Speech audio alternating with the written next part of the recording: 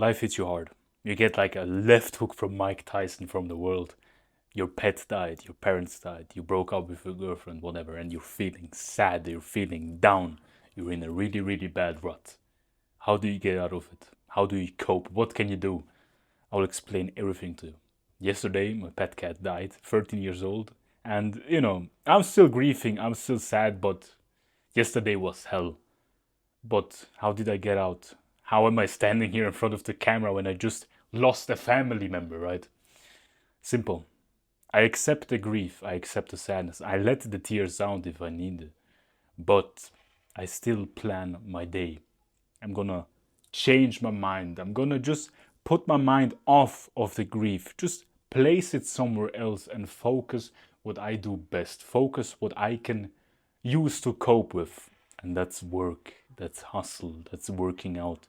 And of course, some people take longer. Some people can, the same day their pet cat dies, they still go to gym. I'm gonna be completely honest with you, I wasn't. I fucking cried the whole day, but now I'm standing here doing my work because I planned it. I planned what I'm gonna do tomorrow, which time I'm gonna do this. I built a complete timetable. I knew exactly what to do at which hour. I even put an hour, 1 hour, just of doing nothing, right? And we all in self-improvement and business have this huge like 200%, 300% productivity level where we like do 20 hours of work in 1 hour. You know what I mean? We have that. But in those times where you're deep in a rut, where you don't want to do anything, you just want to grieve and be sad, take your time. You might just do 1 hour of work tomorrow, maybe even just 30 minutes, even though you do generally 8 hours work, right? You do a deep work session, generally 4 hours. Just do 15 minutes to 20 minutes. Just get out of that little like bed or little like grip of sadness, of grief. And I'm not saying that it's bad or it's evil or you shouldn't feel sad. I'm telling you, you should express that sadness, but use that as kind of energy, of power, of motivation, of fire to do the work that you're supposed to. And like I said, it might take weeks till you can do the work. It might take one day, it might take 2 days, right? Everybody is different. Everybody copes and handles it differently. Like all those fucking people on social media tell you, yeah, okay, your fucking parent died. Who cares? Do 10 million push-ups today.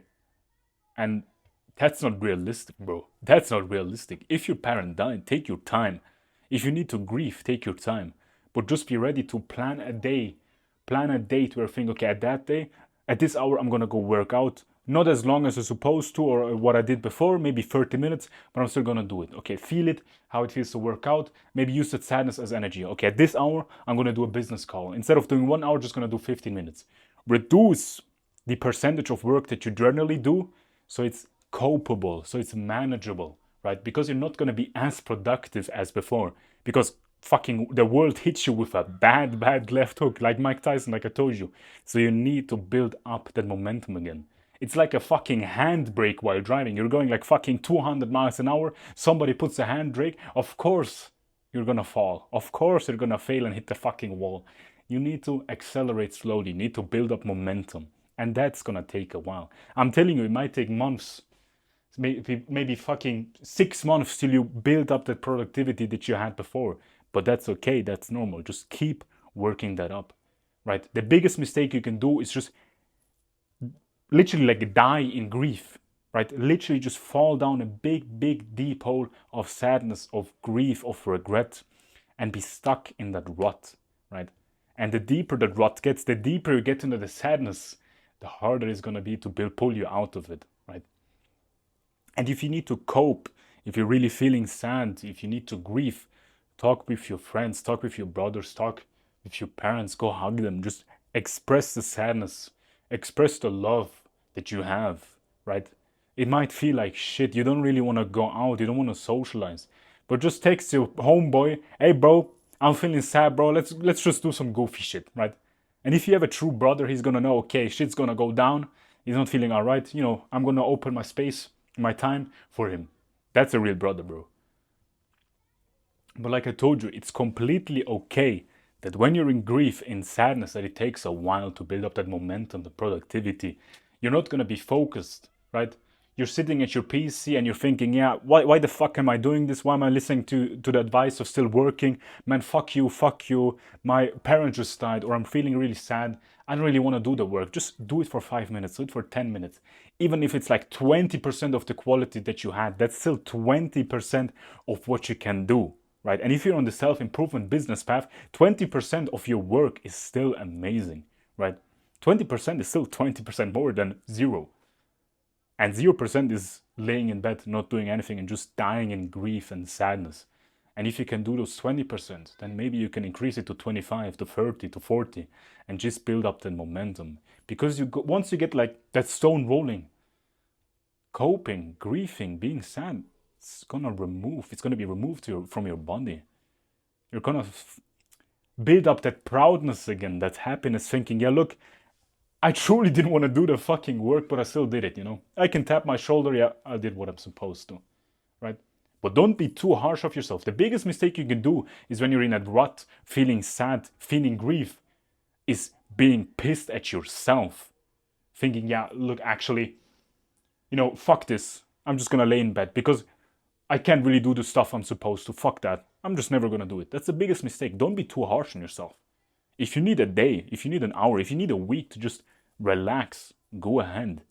Your body tells you, your heart tells you, your brain tells you what it's need. If it needs that day to just relax and just chill, even I don't know, play video games, even though you haven't played video games in 10 years, go ahead. Because you need a little bit of preparing. You need to like fuel the tank and then release it again slowly. Again, you know, doing 20% of the work that you're actually able to do. Just building it up slowly. Just don't be too harsh to yourself. Don't do 200%. You might feel a day where you're really motivated, where you think, okay, today, look, I'm feeling sad, but today I want to do 300%. I want to do more work than I'm ever done. And then you do it. And you think, yeah, fuck yes. Tomorrow I'm going to do the same. Tomorrow comes. What do? You just lay in bed because you think, yeah, fuck that. I'm not going to do that. What the fuck did I do? That's too much work. And your brain forgets your productivity of what you've been building up. It just sees that overworking yesterday and thinks, yeah, I'm not gonna do that. Fuck that. It doesn't see like the whole progress behind that overworking, if you understand what I mean. So don't be too harsh on yourself. And also, I don't know how to say it differently, but don't be too weak. And I hate the term. I hate the term of don't be too weak. Do not be a pussy. Don't be a pussy. It's just a pet cat. I know I don't want to sound like that. I'm just saying that you need to understand that the world does not give a fuck about you. Your goals do not care if you're sad, if you're depressed, if you're angry. And I'm telling you all the time, they do not care. They do not care that you're feeling sad. But you need to stay strong. You need to stay on the path. If you're slowly being kicked off the path because you're sad, just try to push against it. Try pushing against it. And if it takes weeks, months, maybe even a year to cope, you know, bad breakup, take your time, bro. But just never completely lose the grip of your productivity that you had. Keep working. Do the 10%. I know you can do 200%. I know you can do 300% if you want to. But your body tells you, I don't want to do the work. I'm feeling really sad. Just do 10%. Just do the 10% of work. You know, go to the gym instead of 2 hours. Go for fucking 20 minutes. Just some bicep curls, you know. Use that energy of sadness to do the bicep curls and just release it. Release that sadness energy, right? It needs a way to get out.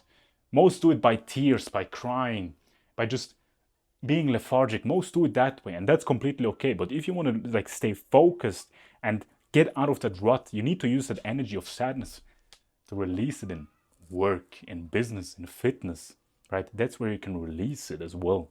It's the same as anger, right? When somebody's angry, some just fucking go onto the street and punch the first person they see. And others use anger, again, in the fitness world, where they're fucking angry at the world and they hit a bench press PR. And without that anger, they wouldn't have hit it, right? That's the interesting part. So sadness, of course, is really negative. It's an extremely negative emotion. But you can, as this disciplined man, see the positive and actually transform it into a positive and use it as energy in your work, in your business, in your hustle, whatever. And that's like this strong benefit in self-improvement because you've been meditating, you've been reading books, you've been learning, and you've known if something goes down, if I'm angry, if I'm sad, if I'm depressed, I know how to get out of it. You're watching this video, you're doing the right thing, right? You could just listen to sad songs all day and just cry your fucking brain out, but you're doing the right thing by watching a video on how to cope with grief, with sadness, and use that as a motivation and how to get out of it. But you're doing the right thing. You're doing the first steps. Now you just need to collect those steps. You need to collect the first step into 10, into 100. You're doing the correct thing. And trust me, bro, one day it will feel lighter. One day you will feel much, much lighter and easier. And then instead of 20%, you can do 40%, 60%, 80%. It's just going to build up till the productivity level that you had before or even more, right? After a rut, a lot of people think they lose quality. They don't. In a rut, you just can't work. When you get out of that rut, you can even use that experience to increase your quality, but you're never going to be lower of your quality that you had before, of your work, of your productivity, right? If you want to learn more about mindset and learn how to really fixate your self-improvement, check the link in the description. It's my Mindset Bootcamp paid course. I'll see you in the next one.